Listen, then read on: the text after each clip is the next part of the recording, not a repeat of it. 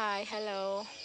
Um, Pinakita ko lang sa inyo yung aking mga tanim na kalabasa. Ayan yung tanim kong kalabasa, lumalabong sila. At I pray na ito'y dumadami ang mga bunga. Nagsimula na silang mamulaklak. Ayun ang bulaklak niya sa lalim. Ayan, kaya napakaganda. Maganda talaga yung magtatanim tayo kasi nga pag may pera tayo, napupunta tayo sa palengke, hindi na tayo yung pera natin ay isi-save na lang natin.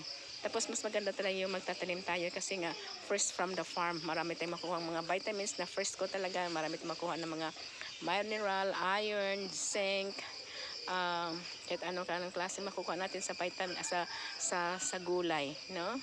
At saka yung hindi na tayo mamimili. Yung kagandahan talaga pag may lupa tayo, no? Kagandahan talaga pag magtatanim.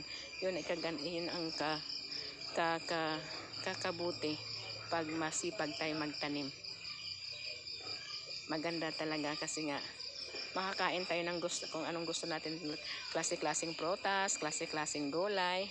At kung hindi natin maubos sa pagkain, ibibenta na lang natin, kaya ang kagandahan ng farmer.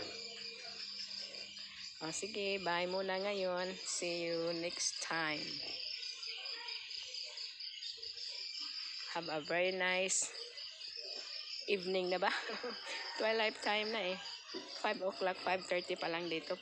Pero parang makulimlim na. Ayan, maganda talaga sa probinsya. Kung masipag lang tayo, hindi natin magagamit yung ating pera, kundi maitatago na natin. Praise the Lord, purihin ang Diyos sa lahat ng kanyang ginagawa sa ating buhay. Ayan, dito yung bahay, yung dito ako nakatira sa probinsya. Ayan.